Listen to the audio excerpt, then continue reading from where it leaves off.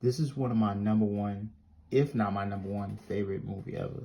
And I decided to talk about this today because I just think it's, as it's in the title, the most beautiful, tragic story ever, because it is a very beautiful story, but it also is somewhat tragic. But there also is some redeeming moments, I would say, in the movie. The ending is a very redeeming part. It's a very good story, and it's based on a true story as well. I actually did some research before actually deciding to talk about this movie. I didn't necessarily think I would have to actually rewatch it, but I actually ended up rewatching it before I decided to make this video. But I wanted to watch this movie because a lot of stuff in life is making me been feeling, maybe not, I'm not gonna say feeling a way like how the movie portrays, but the struggle in which the movie presents is hits home, and it's very real. This movie is in a very, very iconic movie, and it's known worldwide. It's for its time. Maybe it might be an era of its time, but it's still an amazing movie. And today, if you can't tell what it is, it's The City of God, based on a true story, as the thing shows. I really don't know where to start. I'm just trying to see how I can wing this and yap about this. But before, I'm gonna talk about maybe like how I discovered this movie when I was young. I think I was maybe like a freshman or a sophomore in high school, and I was with my mom and we were watching it, and my mom was watching it, and she was like, "This is a really good movie. You want to watch it?" And I don't know if she ever seen it before or not, but I ended up watching it with her, and I was just like, I was amazed by it. Like, I think as a kid, especially as a kid, drugs and gang violence and stuff like that, and just like hood stories, like stuff like Scarface. I never seen Godfather, but I'm pretty sure, like, when I look at clips or YouTube videos of Michael Corleone, I'm just like, he emphasizes cool in a negative way, in 100% a negative way, but it's just like, you can't help but like be mesmerized by like the sheer insanity of it. Just as a kid, you glimmer at stuff like that, not in a necessarily a negative meaning of intent, but it's just like, you don't necessarily have the frontal cortex, I should say in a funny way, to perceive the negative attributes and how like it could affect the world and affect you in the future and stuff like that. But as a kid, I was just like, I was more mesmerized by the story of like my favorite character in the movie is Benny, and I'm gonna talk about that more so as I get into the details of what I'm talking about, because I did make notes. I wrote in my sketchbook. I'm gonna show you. I did make notes. My favorite character is Benny, and the reason my favorite character is Benny is, one, because he looks cool. Two, because he kind of reminds me of myself. Like, I'm a guy with glasses. My hair used to be like really curly when I was younger. Now it's like as I got older, like it lost some of its luster. It's not as curly, and it's like falls down, like kind of like almost like a Michael Jackson perm. But that's besides the point. But Benny reminds me of myself in the ways where it reminds me of myself and like how I perceive myself per se, but then at the same time it's like completely the opposite of what I am. And I think Benny is a cool kid. He's a cool dude. Like, what's not to like about him? If you watch the story, I think even you will fall in love with Benny. He's an amazing character. But like I said, I'm gonna go further in detail like why I love Benny, because there is like more so reasons why I love Benny. But I'm gonna go ahead and just like get into my notes. City of God, when you watch it, like thinking from now, from when I watched it when I was young, when I was just like mesmerized by all like the wild stuff that was happening, the eccentric characters, because some of the stuff in stories, especially when it's told on a true story, they have to kind of like ump it up in order to like pump up the excitement, pump up the action, try to like characterize more sceneries that actually wouldn't play out in real life. And then some things are probably real, like that beach kissing scene probably is a real moment where like this kid is like a scene in the movie where like Rocket, that's the main character's name, Rocket, he goes get a joint for this girl. Viewer discretion advised. I'll say this as well. I know I said it pretty late, but this story deals with like a lot of stuff. Like, obviously it's gang stuff, so it deals like a lot of stuff with shooting. There's a lot of killing in it. There's a lot of drugs in it. Obviously, Doug is about gangs. There's a lot of profanity. There are scenes of nudity, but not necessarily like right out there nudity. It's kind of like, oh, you might see a side cheek type of stuff. But if I had to give it a rating, I'd give it like a M for mature. It's not a rated R, but like an M for mature type of story. The message that I got from this story when I was younger is just like, even though I was very caught up by some of the characters. Like Little Z is a very fantastical character, even though he's a very horrible person. But there's still some like amazement that you can get out of seeing Little Z as a person. Benny is a very fun character. Rocket, even though he's the main character, he's not my favorite character. He's not really a character I feel is important to the story. However, he does drive the narrative, and I just feel like this story, what it portrays to me when I was thinking of younger from what I am thinking now, is just like determination. Everybody in this story is trying to thrive for something, trying to gain some sense of control in this chaos that's happening. And all these people are pushing in different directions and trying to make something of themselves in this chaos, which is in the city, is based on the real world, based on the true stories in the city of Rio de Janeiro. It's a translated story, so you have to read subtitles. I'm not sure if you read that. Even I'll say this too, even as a kid, I was just like, man, I don't want to read subtitles. This is gonna be a horrible movie. I was reading them subtitles. I was just like, I was locked in. It's a very good story. You don't even if you, I'll say, even if you can't read or understand English or anything like that, or Spanish. What is it they speak? Portuguese. Even if you can't understand the language they speak, and you don't even have to read the subtitles just to get the movie. You might gain something more by just like watching how they portray and how they act and stuff like that. Because obviously, it's characters playing the people, but the emotions and the impact that the storyteller is really, really hard hitting. When I was younger, I was just thinking like, this is a cool movie. But now thinking about it now, I'm just like, dang, all these people was striving, trying to survive in something, and they trying to make, not, I would say something of themselves, but not even just something of themselves, something of their situation. They're like, there's this movie, the main movie, then there's 10 years after, like a sequel, not necessarily a sequel movie. I think there is another sequel movie called Of the City of God or something like that, like which is supposed to be like a part 2 kind of playoff thing. And then there's 10 years later of City of God, like where it goes like the story behind the actors who play the characters. And then there's I'm thinking, no, sorry. I'm going in order of how I watched it, because the last thing I watched, which was very interesting to me to play off the story itself, watching the actual DVD will get you to this special snippets, but it's this thing called News from a Personal War, and I made notes on that, and it basically just like, if you watch that, especially as an older person, like as a younger person, I feel like it's hard for you to get the implications of like all the like tragic and all the real world scenarios that's actually facing these people based on the true story, and facing the characters who actually probably like live, like the actors who live in that scenery. Like they might live in like maybe like nice places of Rio, but they still got to live in that like reality of where they are from. Like me, like I'm from Chicago. I lived place to place. I moved around a lot, but I like my home heart is Chicago. My grandma lives in Chicago. I'm always over my grandma's house. I am Chicago to me. And I know I've never been in like super crazy parts of Chicago, but I've maybe driven through them, maybe like hung out with friends or walked through them per se, but never stayed too long. So like I've been in danger type of scenario. Some people don't necessarily have that. And even I would say I'm lucky myself. I'm lucky enough myself to not be a part of those scenarios. Cause like my mom and dad probably grew up in those like scenarios. So I yapped to say all that about like, the little special snippet, News from a Personal War. It's just like, you could be a step away. Like you could be like, you see these little 2 drawings I got right here. You could be like, no Tino Shade, Ariana Grande. You might be like, oh, you get the be in the limelight of the things that's going around you and stuff like that. But you don't necessarily, you can go away from it anytime you want.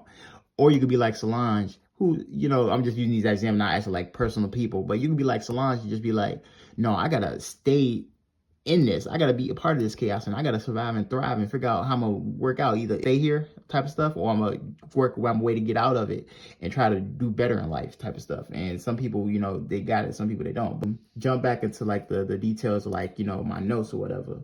In the News from a Personal War, they talked about like stuff like drugs. They talked about like medicine. I remember it was this one lady that was talking about how like she had the medicine. She said, I wrote down in my notes, she had to pay something for like 3 times of medicine. I wrote down also like these favela people live in. Why are they so crazy? Why are they so scary? Why is there like lack of trust in the government? It's basically due to corruption, because Rio de Janeiro itself, especially the police back in the day, I don't know how it is that much as of now. There's a lot of corruption in the city, especially around governments, specifically tying back to the police, because when they go into these like dangerous areas or these dangerous places and like, low development uh areas of Rio. You know, they get entangled in the heap of the cesspool that's going on there, and these people trying to thrive and survive and what they got to do. And sometimes, you know, they might end up like, you know, taking advantage of disadvantaged people. I wrote down also like drug lords. Being a drug lord, you get top dollar. There are people making, like, even in the movie you see like Goose. There's this character named Goose who's Rocket's brother. He come back with like a wad of cash, like a deck full of cash. You see Goose come back with like this wad of cash, and then you see the dad like working as a fisher dude, like selling fish, and he's like, dang, like if you're gonna be in this rough situation, do you want to be an honest person, or you want to be somebody that, you know, make the dough, make the real dough? And it's like, especially like you see this, it's kind of like a duality right here, where it's just like, even though these people are in this like chaos, this madness right here, in their numbers, it's just like they feel powerful. Rocket, like, especially this is like symbolic to me, because like you see Rocket's back, you don't get to see the full extent of who he is, but you can see that he a genuine, honest. Like this picture right here seems more honest than this. Like this just seemed like a bunch of like people trying to prove something to the world, versus this just seemed like a dude in love with his lady. Like, just like look at the colors and stuff like that. It looks like genuine. This looks like glamorized. This is like this looks like a stereotypical like movie type of, you know, setup right here. It's the story to me in a sense where it's just like, as an older person, I don't no longer see just the glitz and the glamour. I see like the reality of these people living in these situations, what they got to go through. Not only the people living in favelas, the people part of gangs and hoods, but also the people just living their average lives, and even people that's like in successful places, like people that work for maybe like the government itself, or even the police, that's just like, I'm trying to just get by. Like, not, and it's, sometimes it's not just like a you got to do what you got to do type of scenario. It's like a, you know, I'm trying to provide for my family. I'm genuinely trying to make something good of myself. You're just trying to live a normal life. You're just trying to thrive. And it's just like, some people, like I always say this to my cousin sometimes, some people don't got dreams. Some people don't. Some people just like, I just want to wake up every day, get by, do the fun stuff I want to do, go to sleep, and then maybe start the thing over again. Like me, I have dreams. I want to like dreams, but like the main thing to me is like, I want to make a manga, and I want to make produce some music. And my thing is like, it don't necessarily have to be something super grandiose. Like, I don't want to be famous. Fame is overrated to me. But it's just like, I want to be able to thrive and eat off the things that I enjoy doing. And those are many things that I enjoy doing. And you know, some people don't got that though, and that's perfectly fine.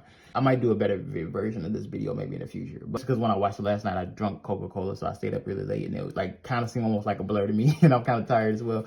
After watching the news from a personal war, I said like a lot of these people, like it was kind of like a recognition type of moment, not recognition, like it was like a placing an identity, because I could say recognition, but recognition is like, it's not even like a good enough word to fit the description. It's like a finding the identity of what this story is really trying to like express to you. Like, it got things like people being desensitized, people wanted to thrive for something, but then like I wrote down what for originally, like I said beforehand, like the what for, I don't remember if it was in the movie or was it in like the little special snippet, but it's like, what for? What is this all for? What are you doing all this like crazy chaos for? Some of these people are doing it for like power and success and fame, and like, you know, to glamorize the reality. Or some of them just are like, I come from this poverty place that's like low developed, and I'm trying to thrive, and it's like the world is not helping me out. People not helping me out.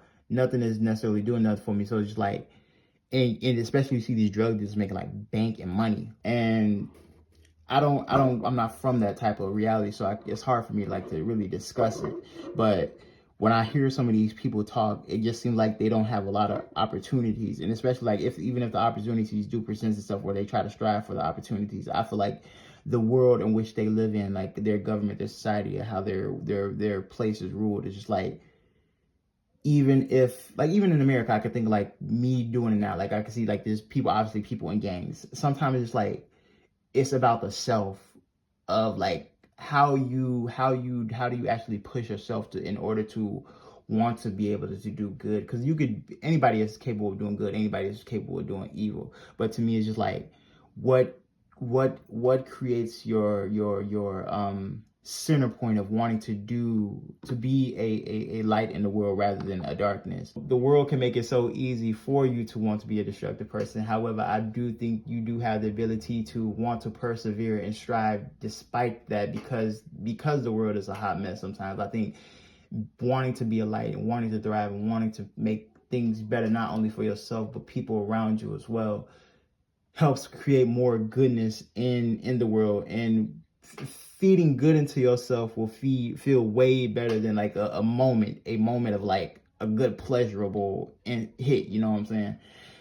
But to talk about the actual movie now, I'm just gonna get like a really good rundown. Basically, like, the movie start out with, you know, Rocket, this kid who grows up in Rio de Janeiro, and it's these little kids, Benny, and you can't really see him in like the picture right here, but this is little Z right here. Little Z, it's mainly the focal points is Little Z and Benny and Rocket, and how these kids like growing up in the developments of part. I don't remember what area of Rio they was in, but it was the City of God. It basically said the City of God. You never seen like the statue of the City of God. I wish you did, but it was like the come ups of the City of God itself, like before like the City of God became the City of God, and probably before the statue and everything and stuff like that. I'm not sure. It was like in the 60s though, and it started out telling a story with Rocket's brother and his gang, the tenderonis, tenderonis, I think it's called. I don't remember. The Tender Trio, something like that. Little low level thugs, little start out, little wannabes. Some stuff happened in the movie. I ain't gonna really tell you what happened, but some shenanigans happened where, you know, there's like this motel moment, and then that is really the moment where like Little Z, the main villain. I hate to call him a villain because he just seemed like a product of his environment, and I don't really think like people can be like extremely. I think there are extremely evil people in the world, yes, but I think like I feel like there, instead of good and bad, I feel like the world is a bunch of gray. And to me, Little Z, he is a villain. He is a villain because just like he gives in to the things that make him destructive. However, he probably could be a very genius person because the scheme he came up with to like in order to make a lot of bank was genuinely smart. I'm just like, he's hood smart. He's like street smart. He's not like in a, you know, business suit type of smart, but could he be in a business suit type of smart? 100% he could.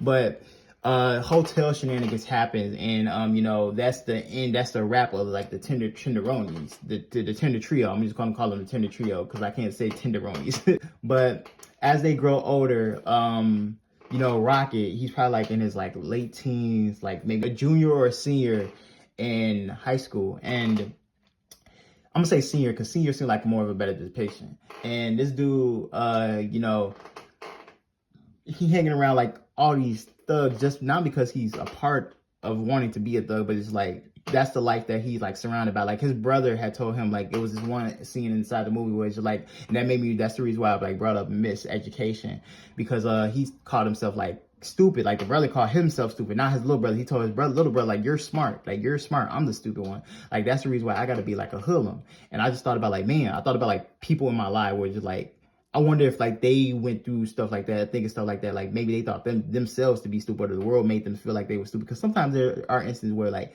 people make me feel stupid. I'm just like, sometimes I do feel stupid. I'm just like, I'm not that dumb. And I'm just like, even though I'm not even that smart in like some things like math and stuff like that, like I'm a really good reader, even though like sometimes I do stumble over words. And I actually do have like a very good vocabulary, but sometimes it's like, I have a good vocabulary when it comes to like writing papers, and also being prepared to like write poetry, because like sometimes I look up words, or sometimes words just come out randomly, but that's because I'm trying to be like artistic and aesthetically pleasing verbally, and trying to construct and convey my messages and themes and ideas in a perfectly ordered manner. Like right now, like I probably don't come out as like super like intelligent because like one, this is right off the top of the dome, and then two, it's like I'm just trying to speak from the heart. But you know, I'm thinking like people like in my actual life where I'm just like, man, you probably went through stuff like that, and you know, sometimes that can not alter, but that can like actually really steer how you perceive like your trajectory in life. But anywho, the brother tell him like, you ain't like he holding the brother gun, and he just like he slapped him upside the head. He said, "Give me that gun." He's like, "You shouldn't have that gun." And he's like, "You're smart. Dad tell you shouldn't do this type of stuff. Like don't you don't get to use this. You don't get to be a part of this type of life." And he's like, "You stay in school. You stay smart. You keep on doing stuff because you got an actual future. Like I don't." And sadly enough to say, like I don't want to spoil it, like I said, but that I'll just say it this way because it's not a very pivotal moment of the story, but when it hits you, I ain't gonna tell you how it's gonna hit you, but it's a self-fulfilling prophecy, I'll say it that way. But that made me also want to talk about something else too. Oh yeah, I'll say this too. I'll give like a real world scenario story where like I just think about like miseducation and like the lack of innocence. And also I said this too. I kind of forgot this part when I wrote down in my notes, like being real. There's a price to being real. And being real is like, it also ties in with innocence. Innocence is a virtue because it's like, you can be real and people could use you for your realness, or you could be real and people could respect you for your realness. And it's just like, and that's in any type of life aspect of life itself. That could be whether through family, through friends, through like, the job. You could be real with people and sometimes they won't accept that realness, or they will, or sometimes you might just be like, they might try to challenge that realness that you got. And I feel like it's up to people, and especially not opportunists, like whatever like type of adversity presents itself, it's how you maneuver and you use that realness, if you choose to be real or not, and how you can use it to your advantage, or it could be a disadvantage. It really can be a weapon in itself. And realness is what's a part of this movie. Every character in this movie to me is a very genuine person. Like these people, like Rocket is a very genuine person. Little Z, even though he's a really big scumbag, he is a very genuine person about who he is. He also looks like he also thinks about a lot of stuff he does and try to challenges it, but he goes instead of like trying to improve, he just double downs. Benny is 100% real. Benny is probably like the realest out of all of them, because like Rocket seems like he wants to be somebody more of what he perceives himself to be. Kind of like similar to me, I would say, in a sense, but not really, because I'm just like, I'm okay with who I am. But Rocket is like, it genuinely look like he's okay with himself, yeah, but he's trying to be more than what he can be. He wants the hot girl. He wants the coolness of being a successful person, and also trying to find his way in the world. He ends up like, being a photographer, and then but he has to work his way up. He's trying to get to something. Whereas like, it's like when it comes to somebody like Benny is somebody where just like it comes natural. Like some people are gifted with that. Like I know this person who was a part of Louder Than a Bomb when I was growing up. I won't name his name just for like privacy purposes, but he was younger than me. But it's just like, me compared to him, I was just like, you exude that coolness. I know people in my life who just exude coolness, and I'm just like, not even coolness, just like they just 100% authentic. But it's like there's a level of like pizzazz that they have that they don't necessarily have to like even aura farm for. I hate the word that I just use, aura farm, but it's true. But it's like some people just like, they do have to work for it, but then at the same time, it's like some people just like, no matter what you do, you probably ain't gonna have it, and that's okay. That's all right. But to get back to the idea of like what I was saying about realness or whatever, because I kind of went off topic a little bit, but like a real world story thing that actually happened. I wasn't necessarily involved in it, but it's like, to me, it's just like it's so crazy to me. Like I've always been very like lucky and fortunate not to necessarily be surrounded by like crazy scenarios that happen in my real life, in my family aspect. I say it quietly because my mom is upstairs. I don't necessarily like I'm airing out all our business on YouTube, but I'm not necessarily airing out all our business on YouTube. So I'm just being like authentic and being real with the people, because I gotta do what I gotta do. I'm like Malcolm X. I'm being real with the homies. But anyway, there's this instance where I'm gonna whisper it a little bit. There's this instance where like I have this family friend who we grew up with, and they were like my cousin's friends, and these like they used to be in like little like little gang affiliated activities, not necessarily like a little small little hoodlum gang, just like basically like the tenderonis. They was no big. They was like little fish in a big pond, and they got into like some, some crazy, hood stuff, and they ended up robbing the bank. I don't know what bank it was, and maybe it was like a PNC bank, maybe it was a US bank, I don't know, but it was a very small bank. One of them banks was like not a very pivotal bank where you just like easily walk up in there, like probably ain't got no security, stuff like that, and you just walk up in there, maybe do whatever you got to do. And they robbed the bank, and they didn't tell nobody. And they came to my grandma's house, and they hid the money. My grandma didn't even know the money was up there. Like, imagine if she would have found the money. She didn't even know where the money come from. Yikes. Also, like, ching, if you did, like, well, money came. I don't know where it came from, but money came. But anywho, they stole money from the bank. I think they robbed it at gunpoint. You can even look it up, but I ain't gonna necessarily give you like the details of where it was or what happened, because, like, privacy, for privacy's sake.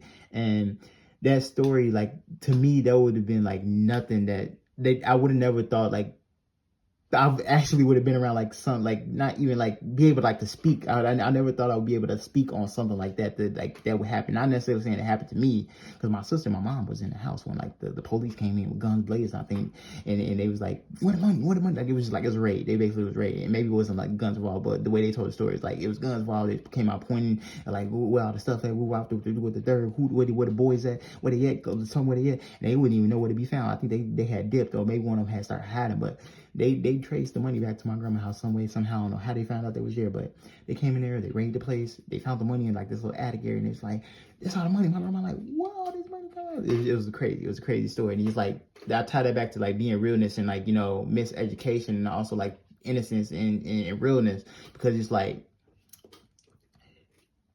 I said, I never, even if these people, like, even though I know they was like, they necessarily wasn't hood people. They wasn't even like thug people. They were just like kids that I grew up with, like homies type of stuff.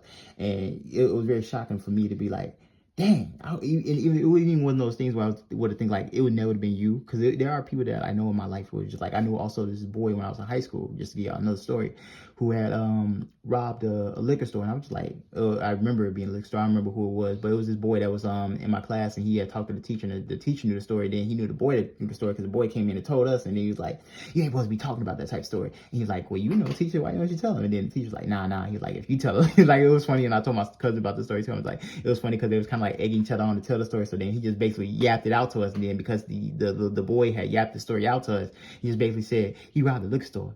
And then the teacher was like, well, now that they know, I might as well just tell y'all. So he did tell us, and I ain't gonna put the teacher on blast, because it probably was something he was supposed to be talking about. But he was a really cool teacher, so I ain't even gonna put him on blast. But the boy had robbed the liquor store. I'm just like, out of all people, because the boy was cool with me, like we wasn't like buddy or friends, nothing like that. But when I found out, I was just like, out of all people, I thought the boy who was yapping about the story had been like, because there's some people who could be like innocently evil. There's some people who could be like gullibly evil. There's some people that could be like purely good, like you're so sweet summer child to the moment. Just like, we have to protect you from the world. It's like there's levels to this stuff. But besides the stories, besides the things that I told, to get back to the story of like City of God, because I told you we're gonna be talking about this movie or whatever.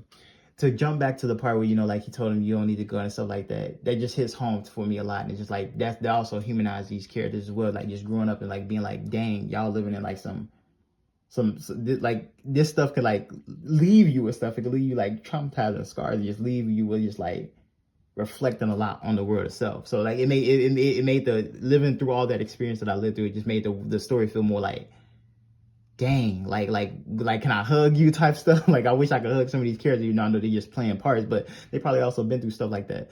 And I would like to like talk to these people, like actually have like genuine conversations. I'm just like, we could talk about life type stuff. Like, I could see some of me, I could low-key, the person that played Lil Z, he seemed like a very sweet person. I feel like me and him could low-key be friends, like talk about like some real world stuff. And but to continue telling the story of City of the God, right? Like, to jump into like to telling the details and getting like back to telling the scenario. I also want to just like say also how it starts out. Like, it's very symbolic how it starts out with the chicken. I didn't think it was very that symbolic, but thinking about it now, like the storytelling things, so like what it used. Like, there was this one scene where like it's like these kids who rob some stuff, like rob up stores and hold up things. Like, it was like these two bulls in the background as they walked up before they like, the boss. I'm gonna call him the Don, Lil Z, who used to formerly be known as Lil Dice. like it's like these two bulls in the background, and I didn't pick up on like how like symbolic a lot of this stuff in the movie was, but it really was. It was like I could recognize it as a kid. I could see like the storytelling, but I can't necessarily like click it two to two together type stuff. Like they stirring up the bulls, these bulls clicking around. They're also in the beginning like the chicken running around. You see one chicken getting cut up, you see one chicken escape. It reminded me of some crab in a barrel type of stuff, which is like all these people fighting to survive and trying to get their way in the world. It's like this chicken is running around like a chicken with his head cut off, but it got its head on, and it's like it's trying to like escape the chopping block before like it has the ability to, so it can have the ability to live, and instead of like being killed and like having a story told cut short. It's another instance of like the fish scene. I didn't even get the fish scene when I was younger, but now I get it when it's just like I use the example like being a fish in a smaller pond. You might be a fish in a smaller pond, but it's just like you are a single cell organism. Me myself as just like a person, right? Like people want to say like we made up of like organism atoms and stuff like that and blah blah blah. I believe in God. I believe in Christianity. I'm a religious person. I believe that everybody has a spirit, and I also believe that like in this world where we come from, we live in this area that scientists like to call like the Goldilocks zone, which is just like perfect. It's perfect place to have time, to place perfect to exist. I don't believe that. Me personally, I don't think there's no way we can get that lucky. Genuinely, I don't. There has to be some type of form, something of life, how all this came together to be, and I believe that to be God. But that's something for my belief. We're not necessarily gonna get it to belief, even though the movie does have a lot of things to focus around belief, and I do believe that belief does actually play a part in the movie. So since I said that, I am actually gonna get into that detail. There's also another scene where this Little Z talked to like the shaman dude before. His name used to be formerly known as Little Dice when he was a little kid, and as he got older, when he met the shaman dude, when he was just like, no, you see all these people, because like he ended up making money through like robbing people a lot as a little kid, but he wasn't no big time dude, but he's like, he wanted to be a big time dude. He's like, well, you know what? He told Benny, he was like, you know what? We gonna run it up. We finna stand on business. We finna run it up. We locking in. And he was like, Benny was like, for real? He's like, yeah, you see all these people walking around us, get all these glitz and glimmers and all this goody. I'm sorry I keep saying the word glitz and glimmer. That's the only thing that keep popping in my mind. But he's like, you see all these people with all this goody? We want that. We want that. You want that? No. He's like, I want this. Secretly, little Z is saying, I want that. But he like, that's his homie. Benny is like his brother. And that they friendship is so sweet and so pure and so nice and kind. But however, it also is like a layer which is like, even though they're friends and they do get along, it's just like they don't see eye to eye on a lot of things. And it seems like more so of a friendship where it's just like they do have aspects and moments where they seem like they do care for each other. But it's just like one perceives the world in a completely different way, which is like, not only that is he growing out of it, but he never was like this. He's just like, I'm your friend. I like doing this bad stuff. But at the same time, I don't necessarily have to thrive in this environment in order to be a part of this environment. I could probably do a lot more of my life. And it's just like, when it clicks with that, it's like it's a rift that comes in a relationship specifically because of somebody. And I'm going to say who that somebody is, but because that might ruin it. But we're going to keep it. I'm going to let you, if you see the movie, you're going to figure that out for yourself. But it's this moment where Lil Z gets his name changed to Lil Z by the shaman dude. And then I wrote in my notes, I was just like, it's a deal with the devil type of scenario. Because even when I was a little kid, it's just like, I feel like sometimes the world could just present you with stuff and you can just feel like bad juju from stuff. And I'm just like, it's some things people shouldn't be dipping their toes in, period, point blank type of stuff. And that little scene was like the shaman dude, because I like I told you as a little kid, I feel like the you off of it. I don't know why I just felt the you off of it, but like, especially as an older adult, I'm just like, now I realize what the you is. It's just like a deal with the devil type of scenario where it's like, it ain't necessarily he having to deal with the devil type of stuff, but it's just like, when he changed his name to Little Z, especially because he want to off people and he want to get to the top and be like the boss, he want to be Don Corleone of everything. It's like the price of what he trying to do, like to gain the world, to achieve what he wants to do, is he giving up a lot of stuff. It might not necessarily say it. I can't even put into words, articulate the proper meaning of what I want to say at this short form, because it's not like I haven't written down a script or anything, but it's just like he's giving up a lot of himself, not only himself, but like the chances and things that maybe he could he could have turned a lot of stuff around, but it's like in order to achieve what he wanted to achieve, he had to become a weapon in a sense. And you don't become a weapon by changing your mind and becoming good, and also thinking about how you, like I said in the beginning of like what I was yapping, I was saying Little Z could have been this. He could, if he wanted to, he could be a cutthroat businessman if he wanted to, because he's not stupid. He's not stupid. Sometimes he seems like he is stupid. He's a very self-conscious little man. It's literally little. No offense to the actor that plays him, but he's a very self-conscious type of person. And even though he seems like he does think about some of the stuff that he does, instead of actually reflecting on it, he double downs, and it's like that's what makes him more of a monster type of stuff. And when he became Little Z, it's just like he decided to go, it's either all in or all out. And that's also in the thing, like the little special snippet I told you about. That's how a lot of the people perceive stuff inside of that reality that they live in.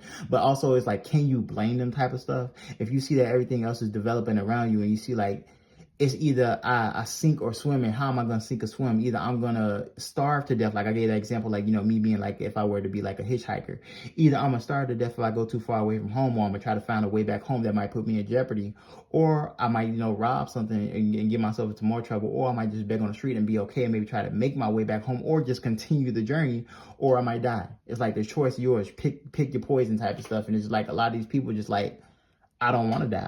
I do want to live. But however, if I'm going to end up going out, and if I'm going to end up going out anyway, I might as well go out in the bang. And it's just like, there's some people that genuinely just want that type of lifestyle. Some people, I hate to say it, but there are some people that just like, they like the thrill of the things that they're in. And it might take something, it might take a lot for them to go, you know what, I'm going to put this down. I think that's enough type of stuff. And it's sometimes you have to have like a lot of stuff that either happened to your life or a very specific moment for you to go, I think there's more to this life. And Little Z never had that. But I kind of like went off topic by that or whatever, because I forgot what I was talking about.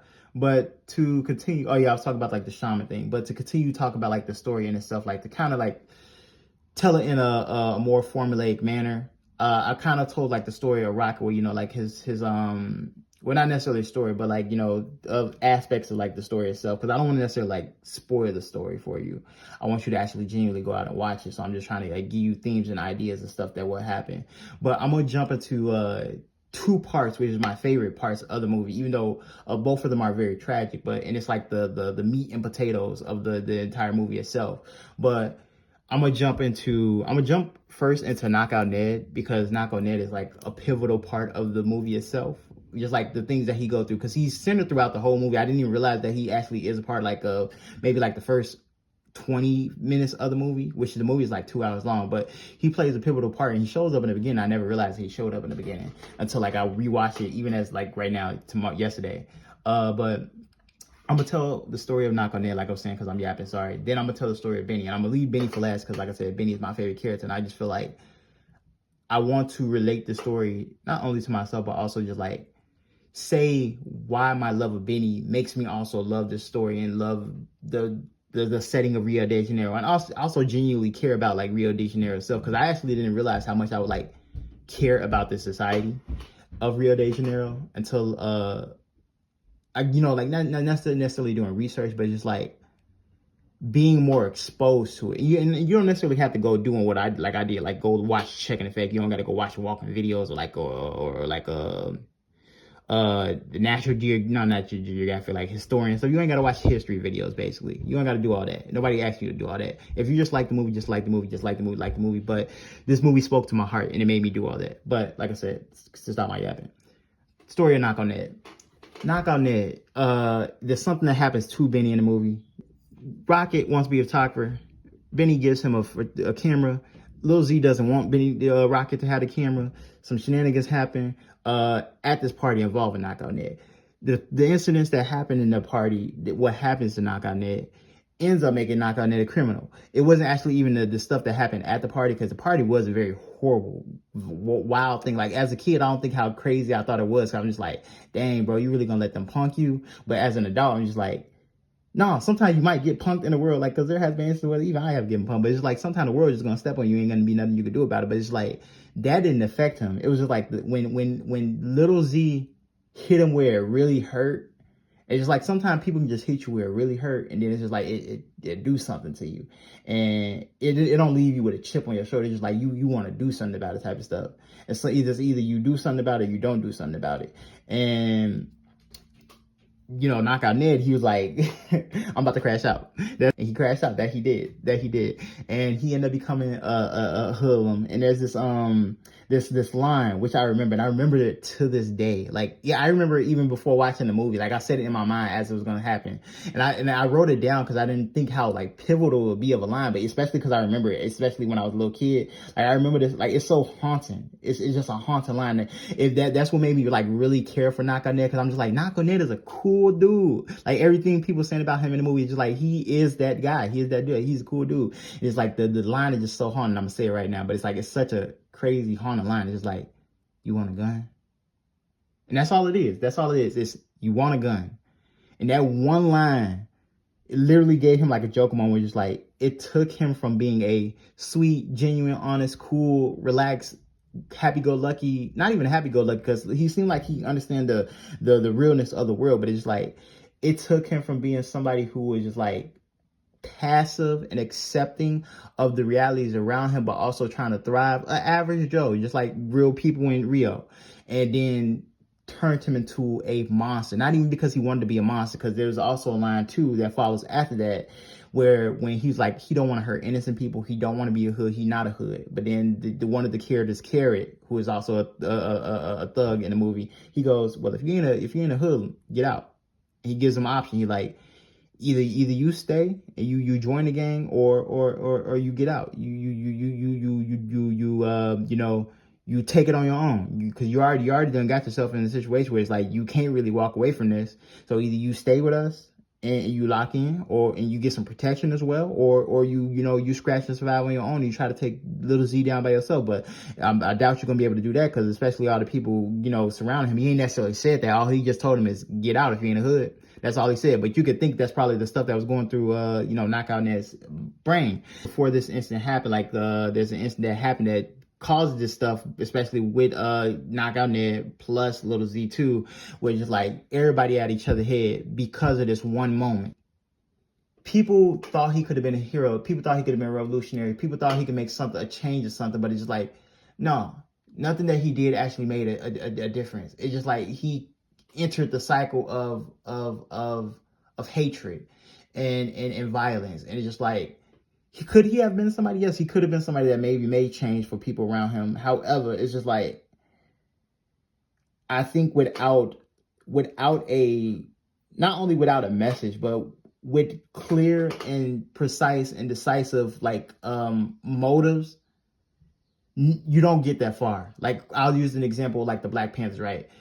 The Black Panthers are pivotal people, like back then. But nowadays, as a recent, it don't seem like they will be as hidden as they is. But that's because the government cracked down on stuff like that. But the Black Panthers are the main reason why kids in public schools have food to eat. It's people that got together and they strive for the community. They put things together and they made it so that kids could have free food to eat inside of school. And that affected the world around everywhere. That affected people's lives around everywhere. Like, these people living in moments like that, and you would think Knockout Ned would be able to, they living in this reality of Rio de Janeiro. Is just like they scratching this vibe, and the hood, the thugs basically pretty much run the society where they is, because it's a small favelas and little parts, little crevices of the society of their reality that's left behind by the big pizzazz rich and famous places. Like downtown Chicago is nothing compared to suburbs of Chicago. Like, I would have thought Knockout Ned would have been somebody inspirational. He would have made a difference in the movie, but it's like, dang, even because the Rocket, he tells you nah, that's not how it's gonna play out. But now we're going to talk about Benny, because like I told you, I don't want to necessarily tell the story of what the movie represents, because I want you to go watch it. I don't necessarily want to talk about my love of Benny as a character that much, because just like I told you already, I see myself in Benny, which is enough for myself without get into very personal details. I will say this though, and I told the story to my cousin as well. There was this girl, I'm still friends with her. I view her as a friend. And I remember when we was in college, and I was telling her about how much I love the movie A City Guy, and I was just like, oh, Benny's my favorite character. I love Benny. I want to be just like Benny. She was just like, what? And she was with her girlfriend. And her girlfriend was like, what? You want to be like Benny? And I was just like, She's like, Benny's not a good person. I'm just thinking like, in my brain, I was just like, Benny is a good person though. He is, and Benny is a good person. Benny, like, at least in my brain, in my mind, I don't think there's never an incident where he was like, he never pointed a gun at anybody. Like, even when that scene, I think when he's living, don't quote me on it, because you might have to go back, you might see him pointing a gun at somebody in that little flashback. But there's a flashback where Lil Z is shooting people as a little kid. You don't see who he's shooting, but you just see him pointing down as if he's shooting somebody.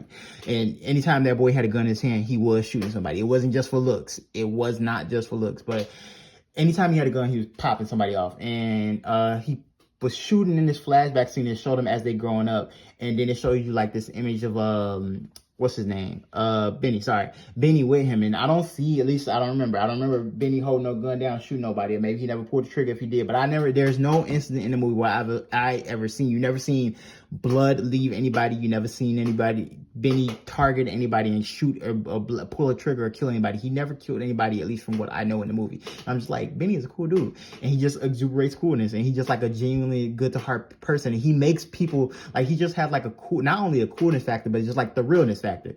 He makes people want to bend to his likability. Not only because like, the sway of because he's a thug is like, I don't even think like it's because of his thugness. It's just because he has the swagger of his coolness. But it's just like, even if he wasn't a thug, I think he could be somebody who is just like a cool dude. But he does have power for being a thug. Like, it's an instance like where there's this dude named, I forgot his name, but it's something with an S. I'm gonna just call him Carrot Top because he had orange hair. But Carrot Top boy, who was like this rich little, no offense, not nothing to be racist, but white boy, who he let Benny win the race. And I'm just like, that's another instance, just like I'm telling you, like, cool factor in being a thug. But it's just like, it's more so not even about like, he was just trying to get something from him, but they actually end up fostering like an actual friendship. But it was a friendship where he was kind of like using him for stuff, obviously, duh. But then at the same time, it's just like, there's like a respect that just Benny just was able to like get from people. And I don't know how he did it. It's just like I just told you, it's just like one of those things where like people are real. He's just a real dude. And to me, why I feel like Benny is a very pivotal, because Benny makes a lot of stuff. There's a lot of reasons why like characters survive in the movie because of Benny. There's a lot of things because like how different aspects of life formed and happened throughout the movie because of Benny. And then there's also things that like, change due to factors of Benny as well, for good or for bad as well. He represents the goodness of the scenarios of like the liveliness of what Rio is. Sometimes you like, instead of being like negative or bad towards people, like sometimes you just like, you join into the fun. You might get more attract more bees with honey and stuff like that. Or you might, attract the flies as well. And sometimes you don't want the flies. It's a give and take with that type of scenario. Benny is the honey. He's a honey. Sometimes he might attract flies, but also he might attract bees as well. And he's just a good representation of like the goodness of the situation. Like, I don't know how to articulate it a very good way, but it's just like, you see how he affects everything around him. And you just see how like, he causes so much peace and joy and kindness to this circumstance that everybody is in. And then when it's just like, when he decides to like leave, it's just like not to his necessarily own, how do I say, it's not the way he wanted to go out about things, but it's like how it's a story obviously does, the story that's told, but it's like, it's also based on a true story. But it's just like, dang, if things were different type of stuff, like, you can't go back and like, you can't, once you do something, you can't go back. And it's like, people don't really like actually, sometimes I think, especially when you're younger, you don't necessarily perceive how serious that is. But,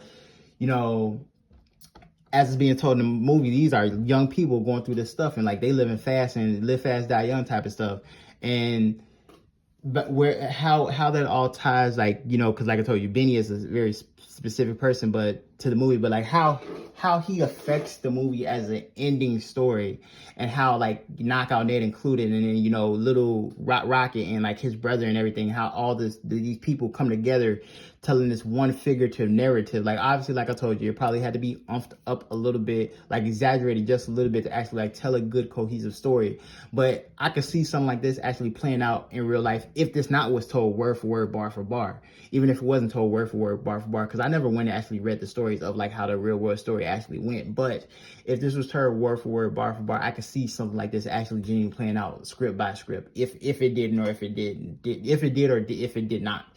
But to kind of like tie a bow on everything, just watch this movie, please, because the movie does teach you motivation and what it means to thrive in like, you know, these circumstances, because some people ain't as lucky as me in a lot of things. I'm not as lucky as other people in a lot of things, but just like when life faces with you with so many struggles, I feel like what this movie teaches you, and I think that's why Rocket is a very good protagonist for the movie, because it's like, despite anything, even if you do want to get into negative things, it's just like, what's the point? And I think that came from like the little special snippet thing. It's like, what's the point of doing all this? Because at the end of it all, you know, like, life is just going to be a blink, right? But it's just like, do you want to do good in the world? Do you want to be a light of the world? Do you want to be a reflection of like what people can do more good to affect the future? Or do you just want to be selfish? And some people do just want to be selfish, but it's just like, I asked this to like question the people who do think like that. Is there not more that you can get from this world, despite it being a struggle, despite it being all this, like, you know, pawn play? And I say pawn play to say, like, you know, the world is you, obviously, and then you got to be in part of like society. Society itself is a mechanism that we create, and then you got to play a part of this. If it was like dog eat dog world, lots of wouldn't survive. But it's also at the same time, some people might want dog eat dog world, because it's like, I could probably, if it was survival of the fittest, I could probably survive better than you. I probably wouldn't, because, you know, I'm a diabetic. I would. I'd be out of here. But, you know, it's like, you know, to be a part of this is a very beautiful experience, because it does give everybody an opportunity, despite where you come from, where it's just like, you know, that's very easy for me to say, somebody being from America and also like thriving off a lot of the opportunities that I get being here. Like, there's people in third world countries that doesn't get these opportunities, it does have to scrape by. But even if you were to watch the video, if you are from like a place like that, there's so much beauty that you can get from the struggle. Like this image right here, that's why I say in the beginning, compare this image to that image. These are from the same places. However, there are two different aspects of what this, and they're going through almost the same thing. And that's why Rocket is a very good example, because it's just like, you don't have to necessarily be what your circumstances want you or allow you, or even pushing you to be. And even if you do decide to do that, like even if you as a gang member, a third person right now, it's just like, be more. Be more. Be what you think you could thrive to be. Even if you're not a person that dream, or you don't got much that you want out of life, it's just like, you can be a change. You could be something that's like so amazing to somebody. And, you know, like I said in the title, like, life is something, this story is a beautiful tragedy, and it's very tragic, but you don't necessarily have to partake in that tragedy no longer. You could change. Everybody is capable of change. When the curtain is cut and you do, you know, reach the end of life and stuff like that, and even if you don't see it coming, it's just like the effect that you will have on the world, no matter how big or small, there will be an effect. There 100% will be an effect. And I think we all bear responsibility as people and individuals living in this, no matter whether you come from a privileged society, no matter you come from a third world country, no matter if you come from, a middle class, we all play a part in, you know, presenting what can be. And if you really are in tune and want to make a difference, not even if you don't necessarily want to make a difference, but if you want to make a story that's worthwhile, whether if you do want to be a gang thug lord, and even if you is a thug lord or something like that, or if you just like a everyday businessman, give people the chance and give yourself the chance to be able to believe and be able to try to prosper and want more from any circumstance, because you will bear better fruit for not only yourself, and even if you don't bear nothing, it's like the excitement that comes from it. Like I'll say it this way, right? I'll say it this way too, and then I'll stop. I'm in the video here. There have been moments in life where I'm just like, I did things, and maybe eating, like, I'm a diabetic, eat too much sugar, get a lot of sugar, I get that little good hit.